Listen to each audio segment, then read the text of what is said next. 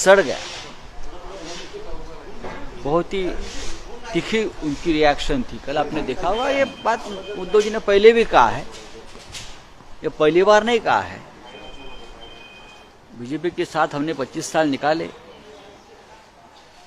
BJP को जमीन से आसमान तक पहुंचाया हमने महाराष्ट्र में, सबको मालूम है। हमने गठबंधन का धर्म हमेशा निभाया, इतिहास गवाह है। लेकिन जो हुआ हुआ, लेकिन उद्धव साहब ने अपनी वेदना कल व्यक्त की है और ये सही है। ये सिर्फ शिवसेना की बात नहीं है, जो भी बीजेपी के साथ चला गया था अच्छे मकसद से, वो सभी पार्टियों का या गठबंधन में जो उनके साथ है उनका यही हाल हुआ है। चाहे अकाली दल हो, चाहे गोवा में एमजीपी हो, चाहे हरियाणा में हो, चाहे चंद्रा बाबू हो, सभी को जय ललिता, सभी को उनकी कीमत चुकानी पड़ी है। लेकिन शिवसेना अकेली पार्टी है जिसने कीमत उनको चुकाने पड़ने के लिए काम किया। एक ही बात है। उद्धव जी ने एक बात और कही कि देश भर में शिवसेना ने अपना विस्तार नहीं किया, बीजेपी को बढ़ने का मौका दिया, जरूर महाराष्ट्र में सीमित रही, लेकिन आज बीजेपी जो है वो आगे दिखा रही है। हाँ, बाबरी के बाद अगर शिवसेना उत्तर हिंदुस्तान में एक लहर हमारी थी, बाला साहब ठाकरे जी की, शिवसेना की, उस वक्त अगर हम उत्तर प्रदेश, बिहार, हरियाणा और पंजाब तक, कश्मीर, जम्मू तक अगर चुनाव लड़ते, तो जैसे कल उद्धव जी ने कहा कि देश में हमारा प्रधानमंत्री होता, लेकिन हमने ये सब कुछ बीजेपी के लिए छोड़ दिया कि ठीक है, आप देश में बढ़ जाइए, हम महाराष्ट्र में काम करेंगे। ये हमारी एक बड़प्पन थी बाला साहब ठाकरे की, एक बड़ा मन था बाला साहब ठाकरे जी का। वो रियल हिंदू हृदय सम्राट थे, क्योंकि अगर एक हिंदू पार्टी देश में बढ़ना चाहती है तो हम उसमें कोई अड़चनें नहीं पैदा करेंगे। आप और हम एक विचारधारा के लोग, चाहे आप बढ़े चाहे हम बढ़े, लेकिन विचार बढ़ता है। ये बाला साहब ठाकरे की सोच हमेशा रही। तो सर मराठी में बात कही है सर के बाद अब एक बार वापस बीजेपी के साथ नजदीक। आप यार ये सवाल आप बार बार क्यों पूछ रहे हो? कौन सी तलखी, क्या है? खत्म हो गया सर मराठी बात कही गई कि जो हिंदुत्व है उनका पावर का हिंदुत्व है। डुप्लीकेट सर मराठी में ढोंग, नकली। कल उद्धव ठाकरे जी ने यही कहा, जब सत्ता चाहिए तो सब ये हिंदू है, वो हिंदू है, वो हिंदू है, फिर हिंदू पाकिस्तान होता है, हिंदू मुसलमान होता है, सत्ता के लिए सब कुछ होता है। लेकिन जब काम हो जाता है तो उसको फेंक दिया जाता है। जब उनकी आवश्यकता खत्म हो जाती है राजनीति में, तो उनको दूर किया जाता है। ये उनकी नीति है, ये उनका धर्म है। गोवा में भी यही कर रही है बीजेपी, लक्ष्मीकांत पार्सेकर हो। आपने देखा होगा पर्रिकर का क्या होगा, आपने देखा होगा लक्ष्मीकांत पार्सेकर का क्या होगा, आपने देखा होगा महाराष्ट्र में एकनाथ खड़से जी का क्या होगा। आप देख रहे हो महाराष्ट्र में मुंडे परिवार के बारे में क्या हो रहा है, पूरे देश में होता है ये। आपने देखा होगा रामविलास पासवान जी के परिवार का क्या हो गया, है ना।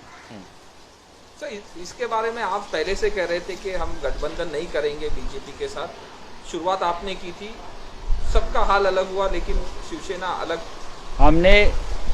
हमको हमारी ताकत मालूम है,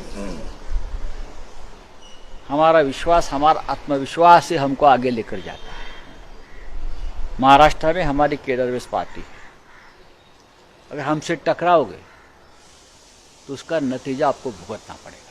सर मराठी में सांग। दूसरी बात, चाहे ईडी हो, चाहे सीबीआई हो, चाहे केंद्र की सत्ता हो, आप हमें कितना भी कुचलने की कोशिश करो, हम डरेंगे नहीं। हम लड़ने को और मरने को तैयार हैं। आप जो चाहे कर लीजिए। सर उद्धव ठाकरे की बात नहीं है, दूर दूर तक। सर उद्धव ठाकरे यांनी काल महाराष्ट्राला संबोधित केलं तिखट प्रतिक्रिया दिलेली आहे. तुमची प्रतिक्रिया त्यावर काय असणार आहे? आता माननीय पक्षप्रमुख आणि राज्याचे मुख्यमंत्री उद्धव ठाकरे यांचं कालचं भाषण आपण पाहिलं असेल. उद्धव ठाकरेंना बोलताना पाहूनच विरोधकांची झोप उडाली असेल. काल सकाळपर्यंत सांगत होते की उद्धव ठाकरेंना बोलता येत नाही, उद्धव ठाकरेंना चालता येत नाही. आता उद्धव ठाकरे कुठे काम करत आहेत? काल उद्धव ठाकरे मुख्यमंत्री कार्यालयात चालत आले. त्यांनी तिथून शिवसेनेला, महाराष्ट्राला आणि राष्ट्राला संबोधित केलं आणि अत्यंत तीव्र शब्दात त्यांनी त्यांच्या भावना व्यक्त केल्या की शिवसेना स्वबळावर पुढे जाईल, आत्मविश्वासानं पावलं टाकेल. निवडणुकातली हारजीत शिवसेनेला कधी खचवत नाही. 25 वर्ष भारतीय जनता पक्षाबरोबर युतीमध्ये आम्ही कसे सडलो या भूमिकेचा त्यांनी पुनरुच्चार केलेला आहे. मी हे किती तीव्र भावना त्यांनी व्यक्त केल्या. आणि हिंदुत्वाच्या बाबतीमध्ये त्यांनी जो हल्ला केला की भारतीय जनता पक्षाचं हिंदुत्व हे ढोंगी, नकली आणि फसवा आहे, फक्त सत्तेपुरतं आहे, वापरा आणि फेका या पद्धतीचं आहे, हे त्यांनी काल परखडपणे सांगितलेलं आहे. तर मला असं वाटतं शिवसेना पक्षप्रमुखांनी देशात एक स्पष्ट संदेश दिलेला आहे की शिवसेनेची पावलं दिल्लीच्या दिशेने पडत आहेत. या देशामध्ये आता आम्हाला विस्तार करायचा आहे आणि त्यासाठी संघर्ष करण्याची, अडचणींशी सामना करण्याची आमची तयारी आहे. हा विस्तार सर नेमका कसा असणार आहे यासाठी काही प्रत्येक राज्यामध्ये आम्ही निवडणुका लढवू. आज यश येणार नाही पण उद्या येईल हा विश्वास आणि आत्मविश्वास आमच्यामध्ये आहे. आम्ही गोव्यात लढतो आहोत, आम्ही उत्तर प्रदेशमध्ये पाऊल ठेवलेलं आहे. याच्या आधी दादरा नगर हवेलीची लोकसभा आम्ही जिंकली. आम्ही दक्षिण गुजरातमध्ये काम सुरू केलेलं आहे. तर सगळ्यात महत्त्वाचं म्हणजे त्यांनी असं पण म्हटलेलं आहे कुठेतरी देवेंद्र फडणवीस आणि अमित शहा यांच्यावर निशाणा साधलेला आहे. ईडी आणि CBI बाजूला ठेवून जर लढायचं असेल तर आमना कसं असतं की अंगावरती वर्दी असेल पोलिसाच्या, बरं का, तर तो कोणाच्या अंगावर जातो, बेकायदेशीरपणे कामं करतो. अनेकदा असं आपण सिनेमात ही डायलॉग बघितलं असलं, वर्दी निकाल कर मेरे गली में या, बरं का. तशी ही ED, CBI, इन्कम टॅक्स हे जे काय आहे ही त्यांची चिलखत आहे. ही चिलखतं घालून ते राजकीय शत्रूंशी लढत असतात. हिंमत असेल तरी चिलखतं काढून मैदानात या. नाही मातीत गाडलं, नाही लोळलं तर शिवसेना आपलं नाव सांगणार नाही. अशा प्रकारची भूमिका काल उद्धव ठाकरे यांनी सांगितली आणि आम्ही सगळे त्या भूमिकेशी ठाम आणि सहमत आहोत. आणि आपण माहीत आहे आम्ही सगळेच लढतो आहे, आम्ही तुम्हाला घाबरत नाही. या अंगावर काय करणार आहात तुम्ही?